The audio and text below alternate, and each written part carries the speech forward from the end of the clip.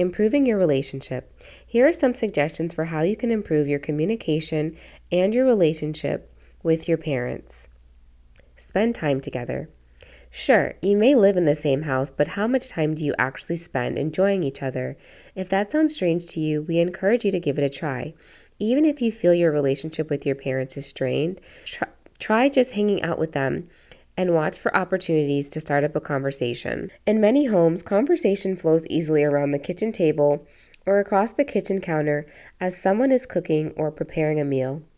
Ask your parents questions about their childhood and growing up years. Share something funny that one of your friends or little siblings said. Find something to chat about, even if it's the weather. Small talk can help to keep your relationship healthy and create a foundation for discussing deeper issues. Again, I think this is good advice for people who have kind of like a healthy relationship with their parents but maybe don't talk a lot, or haven't noticed that they don't spend this kind of time with their parent, or that kind of thing. But I don't know, it's easier said than done when you have a strained relationship with your parents. Like, there are parents who are not grateful for their kids, who do not appreciate talking to them, who treat them like dirt, who, like, this kind of advice is setting them up for a lot of painful rejection. I don't know, that's just me. And I only say that because, like, of them adding in the, oh, even if you feel like your relationship is strained. I feel like we maybe could have left that out and just tried to encourage the conversation with parents, just because I think if you have depending on why the relationship is strained, this is easier said than done. Because it does need to be, communication is a two-way street. Express gratefulness. As a family, we resolve to weed out daily those attitudes of ungratefulness that sneak in and bring with them an air of discontentment. For instance, around our house, we're not allowed to say, "I'm bored." It is an expression of ungratefulness with the person surrounding and a complaining attitude with the idea that one must be constantly doing something fun or entertaining in order to be happy, which is an interesting concept.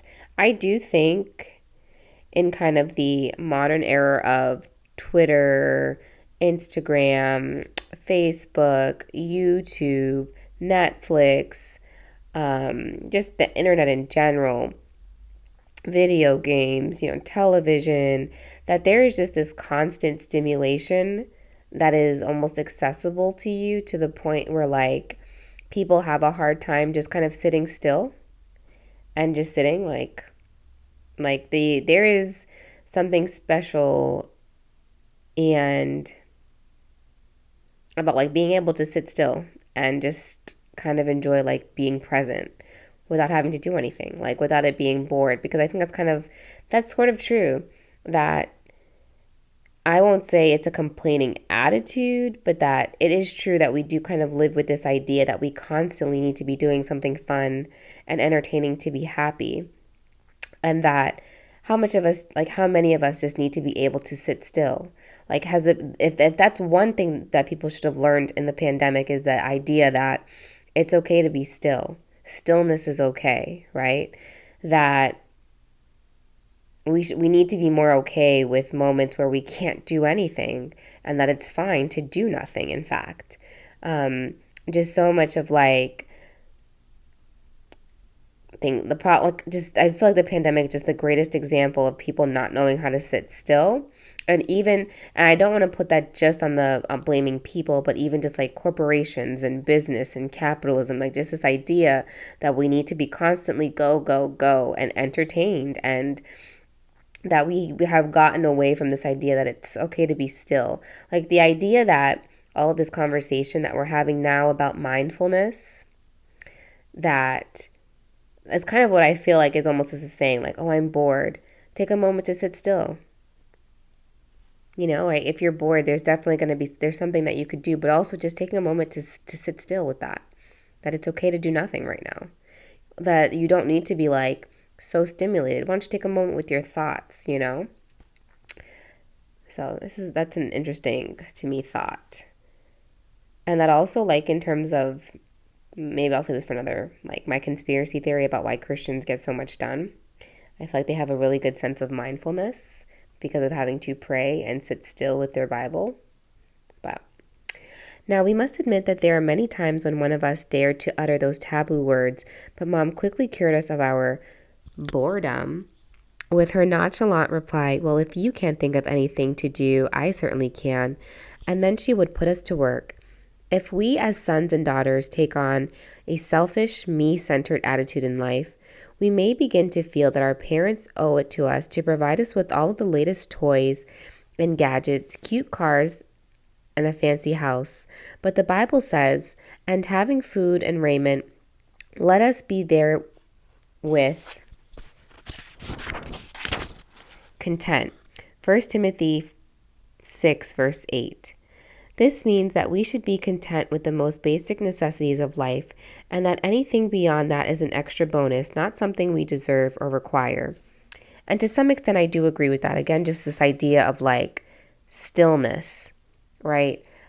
And contentment in terms of the fact that like I am a firm believer that there is such a thing as too much money, that there is a point where you don't need it, and that you are now moving into a state of greed that is going to make it that you will never be able to understand what it means to just sit still and to just enjoy things in life. Like, maybe I'm getting on a crazy tangent, but I do think, me personally, like I said before, I am very much in a season of understanding what contentment means. And for the longest time, I considered contentment as meaning like I almost equate it to being stagnant. If you're content, you're stagnant. And I don't think that that's true. If you're content, that means that you're just very grateful for the things that you have right now, that you're content with those things. And it doesn't mean that you won't have more, doesn't mean that you aren't working towards more, but being able to appreciate still and quiet moments where you are content with things is so important, right? Just again, this idea of this constant barrage of entertainment and simulation that we have, I really feel like has removed people from being able to understand what it means to be content and being still, right? You're on Instagram and it's constantly advertising to you things that you should be buying, or people that you should be looking like, a lifestyle that you should be living, the trips that you should be taking. And there's nothing about social media that really encourages you to be content. Why not? Just like, I don't know, I agree with that everything else is a bonus, and that we need to, part of like why our wealth gap is so big is that people don't know how to be content, where it's like, when is enough? When are we taking a moment of contentment, of being still, of being appreciative of what we have exactly right now, and understanding that everything is kind of a bonus. And I'm not saying that means you should never go on a nice vacation and be able to afford that every year or 3 times a year and things like that. But even in that moment, that like when you go on a very nice vacation, if you're not content if you don't get a nice photo to post to Instagram, to share with people, to show them that you've been there, if you can't flex on them, or you're not, this is a nice photo, but you needed to make sure that everybody could see that you have an Yves Saint Laurent bag in it. You know what I mean? And it's like, at what point are we practicing being content and showing people that we are content? Another thing that expresses ungratefulness is complaining about rules or family guidelines. It never does any good to throw a fit like a 2-year-old. If there's something we really want to do but mom and dad don't agree, it's helpful to try and see things from their point of view. Our parents encourage us to talk to them and make a wise appeal, more about this later, if we feel something should be changed or done differently. Parents work hard to provide for their family's needs and even some of the wants. We need to constantly let them know we appreciate what they do, whether it's cooking supper, hosting a birthday party, paying for music lessons, or helping to put us through college. All of us, including parents, like to have our work and sacrifices acknowledged. We can really brighten a parent's day with a hug, a note of gratefulness, or a meaningful word of encouragement and appreciation.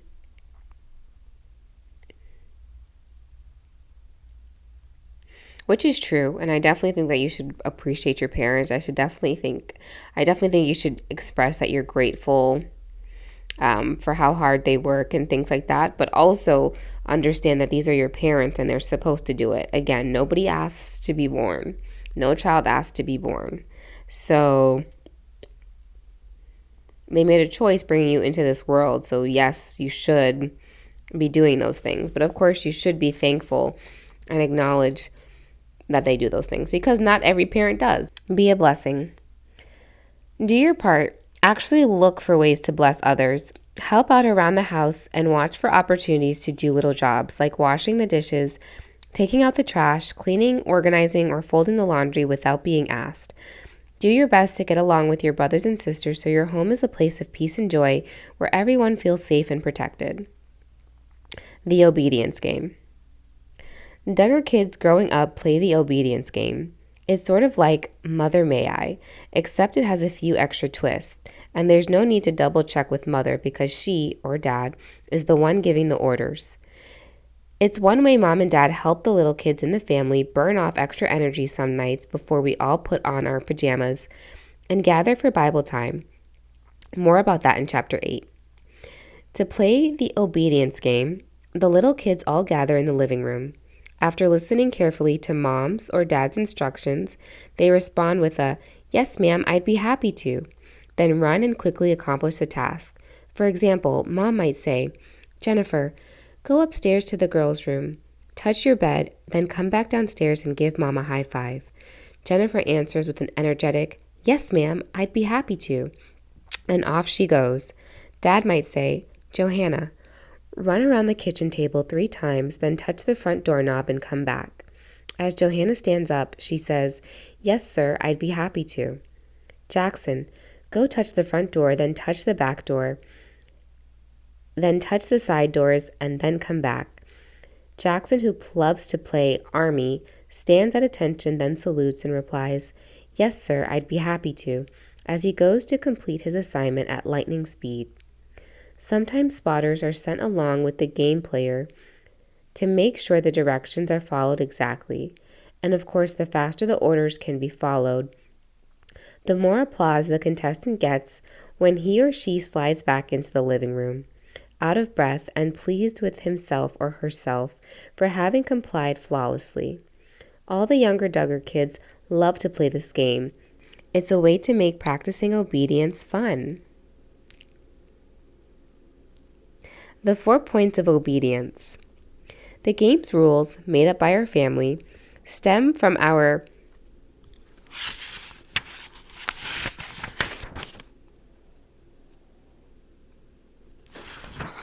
This makes me think of I believe, Bringing Up Bates episode, like one of the very first, where they talk about like training the kids and they go to like some supermarket and they talk about how like as they've gotten to the younger kids, the kind of like the disciplining has slacked off. And Carlin says like, "Oh, I remember like," it was either Carlin or Tori, like growing up, there was no back talk. There was, you just, right when somebody asked you to do something, it was yes, sir, yes, ma'am. This is sounding kind of familiar. The 4 points of obedience. The game's rules, made up by our family, stem from our study of the 4 points of obedience, which Mom taught us when we were young. As a matter of fact, as we're writing this book, she is currently teaching these points to our youngest siblings. Obedience must be instant. We answer with an immediate prompt, "Yes, ma'am," or "Yes, sir," as we set out to obey. This response is important to let the authority know you heard what he or she asked you to do and that you are going to get it done as soon as possible. Delayed obedience is really disobedience. Cheerful. No grumbling or complaining. Instead, we respond with a cheerful, "I'd be happy to." Thorough. We do our best to complete the task as explained and leave nothing out. No lazy shortcuts. Unconditional. No excuses. No, "That's not my job," or "Can't someone else do it?" or "But." The hidden goal with this fun, fast-paced game is that kids won't need to be told more than once to do something. And I just kind of like, I get wanting that, like wanting your kids, like as soon as you tell them to do something, to just go ahead and do it. But is it really good advice to tell you that your children can't ever question anything that you've asked them to do? And they're going to get into how they're like, oh, we're not saying you can never do that. But like, that's really kind of what you're suggesting, is that when you're told to do something, you've got to go ahead and do it. Like, is it really the end of the world if you have to ask a child twice to do something, right? Or it was like that TikTok that was floating around, I think, that was like, the parent asked their kid to do something and the child was like, I can't do that right now because I'm doing X, Y, and Z. Like I'm playing my game and I'm blah, blah, blah, blah. And I'm going to, but I will go ahead and do it as soon as I'm done. And your parent being able to kind of respect that if it isn't something that I need you to immediately do. Like, is it the end of the world if you don't do it right now? Like if you ask your kid to take out the trash and they say, okay, I will do it in an hour because I'm doing X, Y, and Z already. And that X, Y, and Z might not be important to you as the parent, but also as a parent, as a human being, aren't you not able to respect that? Well, it's not really going to be a big deal if you do this in an hour, just as long as you do it in an hour. And at that point, to go ahead and if they don't do it in an hour, hey, tell the child, ask them to stick to their word, because that's a quality that you would, of course, want your child to have instilled in them. But is it wrong for a child not to do something immediately after you tell them to do it? You know, like I get that you don't want that to be the situation every time, but is it wrong for that to come up? For them to give you a little bit of a back talk? Like, I don't know. Mom would explain the deeper reason behind why she and Daddy desired for us to learn obedience. Mom and Daddy won't always be with you, but God will, she says. As we teach you to hear and obey our voice now, our prayer is that ultimately you will learn to hear and obey what God tells you to do through His word.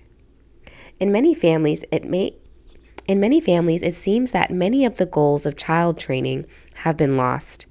Parents often expect their children to know what they should say and do, and then they're shocked and react harshly when their sweet little 2-year-old throws a tantrum in the middle of the grocery store. This parental attitude probably stems from the belief that we are all born basically good deep down inside, but the truth is we are all born with a sin nature. Think about it. You don't have to teach a child to hit, scream, whine, disobey, or be selfish. It comes naturally. The Bible says that parents are to train up a child in the way that he should go, and when he is old, he will not depart from it. Proverbs 22, verse 6.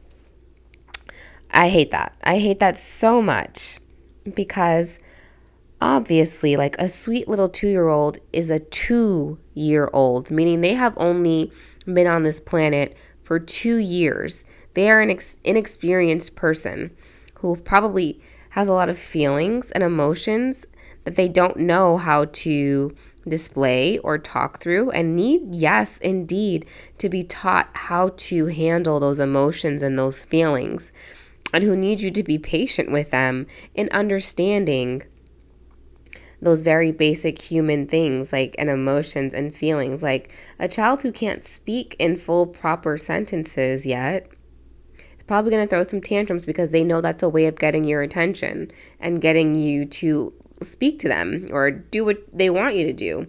And how you react to that is going to dictate how that behavior continues. But the reality is that, like, small children don't know yet how they're supposed to behave in the world. And to consider that and to think about it as them having a sinful nature, a child having a normally sinful nature, is kind of weird and very, very negative. Right? I mean, and that also, like, children, yes, will hit even when they haven't necessarily been hit themselves. But that is something that you have to then teach them, that actually this isn't an okay way to interact with people. Again, a child spends 9 months in the womb, and the only socialization at that point that they have is nothing. They know nothing of the world. All they know really is their mother and their stomach. And from there, it is your responsibility and your job to teach them what is the proper way to behave. But to be looking at how a child might disbehave at times as them having a sinful nature is weird. Like, even just the idea of calling a young child selfish. Children don't have a concept of sharing, because why would they? You know, like, that sharing like I just, why would a child have a concept of what sharing means? Like, it's very natural at a like very small age to think, if I give you something, I'm never going to get it back. Or that to think like that this is mine, I want it to belong to just me, and to not understand why it might be beneficial and a joyous thing for them to share that with somebody else. Like, for a child, like, they learn from you when they're little what joy looks like, right? The first time that you like smile at a child, that you're trying to make a baby laugh, like, they have that experiment. I don't know if you guys have seen Babies on Netflix. Like, I loved that documentary when I watched it, the first season at least. Like, made me so emotional. But like, it did. I think this is the experiment that made me cry. But it was like, basically, they had the I think they had the babies like playing with their parents or something like that and smiling at them, and they made the moms not react. And the babies were so upset by the parents not like smiling back at them. And then one of the babies, when the parent was able to like go ahead and smile and like play with them again, the baby started to cry because they were so relieved, having been so stressed out by feeling rejected from their parent. So again, just this idea that children learn those things from you. They like, even something as small as that, like that they learn that from their parents because they don't have any concept of anything yet.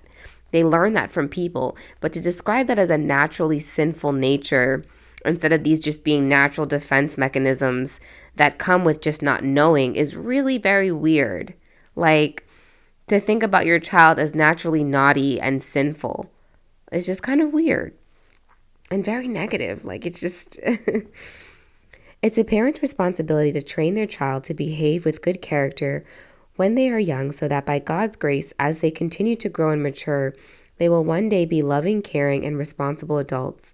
And while training in the middle of a misbehavior is always necessary, Mom has found that many of these situations can be avoided by training kids how to respond to a situation before it arises. Maybe you would call it preventative parenting. For instance, during hot summer days growing up, Mom would occasionally let all of us have a popsicle as a special treat. While we were picking out our favorite flavor, she would say, "After we're done with our popsicles, what are we going to do with the wrapper and sticks? That's right. They go in the trash can, not in the yard." Now, that's not to say we never dropped our popsicle wrappers outside somewhere, but hearing that many times beforehand helped us remember and saved Mom from having to correct us afterward. Like, I don't understand how she had to tell you that so that you knew not that it wasn't okay to drop it in the yard. Like, is that you being naturally sinful for just dropping your trash in the yard, not knowing that you should put it into a trash can? But the idea, like, of preventative parenting, I mean, yeah, because you have to teach kids things. They have to know them before they do it, and they probably are still going to do it, right? But does that make them naturally sinful? No. It takes time to get it right.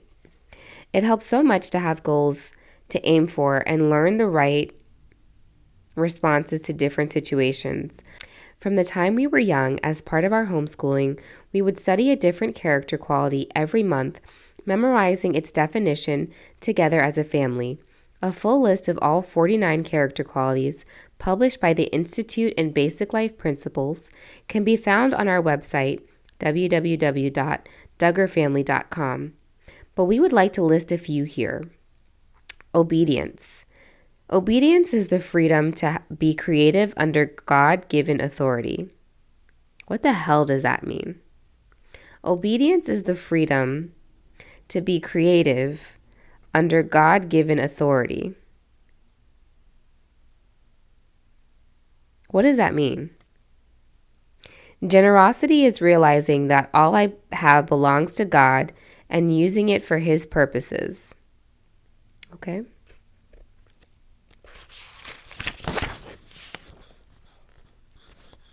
Freedom. Freedom is not the right to do what I want, but the power to do what I ought. Not a single one of those IBLP was for mass mandates or vaccines, yet here we are having to be listening to this as the definition of freedom. Interesting how that works. Self-control, and that's why you shouldn't mix patriotism, nationalism with Christianity. Because, baby, what? Freedom is not the right to do what I want, but the power to do what I ought. Self-control is instant obedience to the initial prompting of God's Spirit. Self-control is instant obedience to the initial prompting of God's Spirit. So I'm going to assume that this means that, like, you want to drink to get drunk, but having self-control is being obedient to knowing that God doesn't want us to drink to drunkenness. Or self-control means when you're in the store and you see a cute pair of pants and you want to wear them, but pants are for boys and girls aren't supposed to wear clothes that are for boys. So that is self-control when you don't buy that top. Kindness is seeing needs in the lives of others as opportunities to demonstrate my love for Christ. Kindness is seeing needs in the lives of others as opportunities to demonstrate my love for Christ. I don't know if that's necessarily what kindness is. I mean, it's possible to be kind without after necessarily recognizing a need in somebody's life, like. And again, this is why, like, this is a cult, because the idea of manipulating and changing the definitions of words this thoroughly and telling people that this is the kind of person that they're supposed to be aspiring to be is somebody who has the character quality of freedom, obedience, self-control, kindness, and mind you, this is just 4 of the 49 definitions, so I can only imagine. Once we had recited the character quality definition of the week a few times, each one of us would write it out on a sheet of paper and decorate it with stickers and markers. Oh, so you mean indoctrination into these fake definitions. Then we would post our decorative, youthful artwork around the house. Mom always made learning fun. As our family has memorized these and many other powerful definitions, we have gained a deeper understanding of what these words really mean. A wise appeal. We all acknowledge that nobody's perfect, and that includes parents. Sometimes parents may ask you to do something or go somewhere where they're not fully aware of the details or how the request will affect you. When this happens in the Duggar family, our parents encourage us kids to make what we call a wise appeal. It means we are expected to respectfully remind our parents of information they have forgotten or may not know, or things that are going on that might interfere with our carrying out their request. The key word here is respectfully. Sometimes this may include asking if it is okay to approach the project from a different angle, using a creative alternative as long as it accomplishes the same ultimate goal. See Daniel 1. When an authority asks us to do something, we should try to see from the authority's perspective how and why he or she wants it done. Which I don't see how you have time for that, since obedience, the number one rule is that it needs to be instant. If we feel we cannot follow through because the time frame is too short, or we find it's unsafe, or there are other obstacles hindering it from being accomplished, then it's time for a wise appeal. Don't just ignore what the person in authority is asking. It is poor representation of your character when you just avoid doing the requested job or activity altogether without attempting to make an appeal and explain why. And like, it's interesting, like the IBLP Gothardism is jumping out, that now we're just talking about authorities in general and having to be obedient to them. Like Daniel in the Bible, who came up with an innovative alternative when he was asked to do something he knew was wrong, we must also formulate a creative alternative to present to the person in authority when needed. Don't argue in pride and try to convince the authority you have a better idea. Instead, humbly make your case to the one in charge. Like, so imagine you are in Bill Gothard's office. He is your authority, and he is telling you to come kneel beside him with your thigh touching his leg, like, and pray with him. And obedience needs to be instant. And that you're supposed to see things from his perspective first and foremost before you think about how you're uncomfortable. Don't argue and take pride and try to convince the authority you have a better idea. Instead, humbly make your case to the one in charge. Like, how do you humbly, in that kind of situation, tell Bill Gothard, I don't think that this is appropriate. I don't feel comfortable with this, and that's the reason why I don't want to do it. For example, if Mom asked Josiah to mow the lawn, he would ordinarily have no problem doing that, but maybe he already had plans to help Dad with a remodeling project at one of our rental properties. In that case, it's Josiah's responsibility to make a wise appeal by saying, I would be glad to mow the lawn, but Dad and some of the others are in the middle of a tiling project and could use some extra help. Would it be okay if I did it later, or would you want to ask one of the other kids to do it? More than likely, she would agree that Dad could use Josiah's help with the tiling, and she would have Joy or someone else mow the lawn. A wise appeal starts by making sure your attitude is right. That's what I'm saying. Like, how are you supposed to make this appeal and you're in a situation that's uncomfortable? Like, how easy this is to set you up for being abused by somebody. If we're in the middle of a really good book and don't want to leave it, that's not a good enough reason to not help Mom when she asks us to do something. Appeals should not be made merely as an attempt to get out of doing work. On the other hand, if we've set up a time to mentor a younger friend and she is due to arrive in 15 minutes, we might say, Mom, I would be happy to help you, but Jamie's coming over at 3 for our mentoring time. Would it be okay if I did it later? Remember to always show respect to those in authority, even when you can't comply with what they want you to do. If you simply say, nope, I'm not going to do that, you may end up getting into trouble. Because of your stubborn attitude, as much as because of your refusing to do what was asked of you. If you mouth off and say, Mom, you know I can't go to the store now. Jamie's coming at 3. Your words and tone portray a condemning attitude that's far from respectful. While some kids tend to take that approach and fire back a reason why they can't do something, others may say, sure, I'll do it, just to get their parents off their case. Maybe they really do plan to do it eventually, just not right now. Parents don't appreciate this either, and you can be sure they'll be disappointed later to hear, oh, I forgot, or to hear you recite a long list of excuses why you didn't get it done. In the future, this makes it hard for them to trust you and believe you'll follow through with what you'll say you'll do. It is better to make a wise appeal if you honestly think you cannot do it right away. Wise appeals are necessary if, halfway through the task, you encounter some legitimate roadblock that hinders you from finishing the project. For instance, if the mower runs out of fuel, go back and report why you're unable to complete the mission.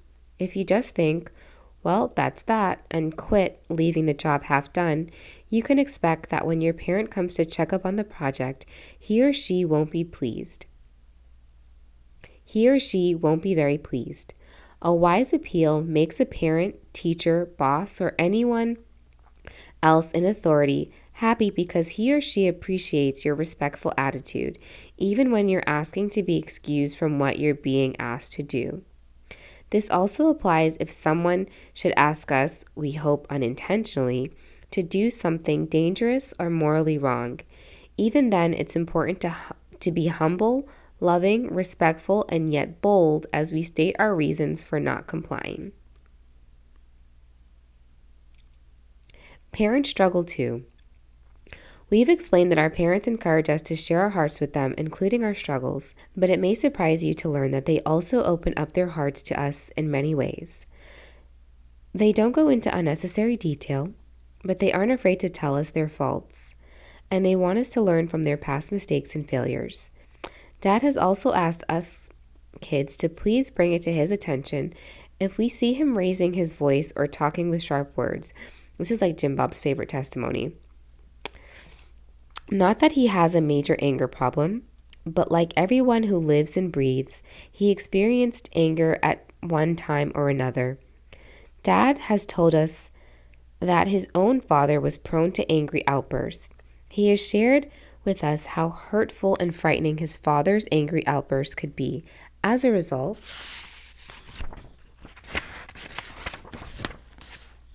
Dad committed early on to try to control his temper and spare his family from the anger that had caused him so much discomfort as a boy.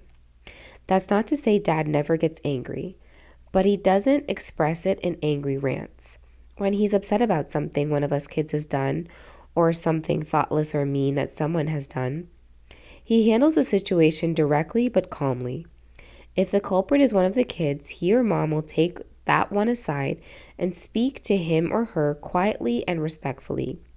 If a consequence is in order, it's handed down the same way, privately, calmly, and respectfully. Mom and Dad have made it a practice to praise in public, correct in private. Years ago, Dad heard a man speak about his struggle with anger and how God had given him a creative way to handle it. Dad decided right then to implement the same strategy in his own life. That when he told all of us kids, if we ever sense that he's getting worked up about something, we have his permission to touch his arm gently and quietly, say, "Daddy, I think you're getting angry." It isn't that Dad doesn't know he's upset about something. Instead, the little hand on his arm reminds him how important it is for his family's well-being that he keep control of his temper. He told us to do that because he knows that words can come pouring out in anger that can't be taken back and can cause emotional scars even after apologies are given. These days, it seems like it rarely happens because Dad has really made it a point to keep his temper in check, and we all agree he has done a great job. Some girls have confided in me, Jana, that they sometimes fear their dads because they have exploded into a rage, throwing things, slamming doors, even hitting or pushing their wives. They would probably shrug at examples of how our dad has expressed his anger in the past, but our dad has felt bad about these situations and quickly apologized. Over the years, he has gotten much better about not letting things stir up a spirit of anger in him, but he would be the first to say he has not completely conquered it. For example, one day not too long ago, Dad asked those of us who were working inside to clean the house before company arrived, while he and a few of the other kids cleaned up outside. When he came in an hour or so later, the house was still a mess, and may have even looked worse than when Dad and the others went outside. The Duggars in charge of cleaning the living room and kitchen and emptying the downstairs trash cans had not done their jobs. Dad walked in the door, took one look at the house, and said loudly and sternly in an angry tone, "Guys, I asked you to clean this place up more than an hour ago, and look at it. It looks like a tornado has hit." Were those children, who shall remain nameless, wrong when they didn't do what Dad asked? Yes. Did they get in trouble for not carrying out their responsibilities? Yes. But at the same time, Dad knew he had reacted with an attitude of anger, and that wasn't the behavior he wanted his children to imitate. Later that evening, he called all of us kids together to apologize. He said, "The situation wasn't as important as my wrong response. I reacted with anger, and I want to ask you all, will you please forgive me?" I like that because it's not like you can say, "No, I don't forgive you. I don't accept your apology. I want you to see you make it up to me." But that is a good apology to say that the situation wasn't as important as my wrong response. I'm going to take that. I'm going to take that and apply that to my real life. Did that make Dad look weak? Absolutely not. One lesson we Duggars are emphatically taught is that humility is not a weakness. In fact, it can be just the opposite. It takes a strong man to recognize his own faults and apologize to his wife and children for them. Dad's humility, not only that day, but every day, causes us to respect and admire him even more.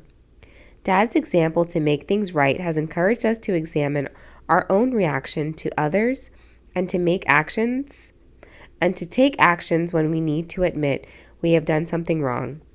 Mom, on the other hand, has a rather unique way of handling anger, even though she rarely gets angry. But when she does, she lowers her voice to a gentle whisper. That's right, no yelling.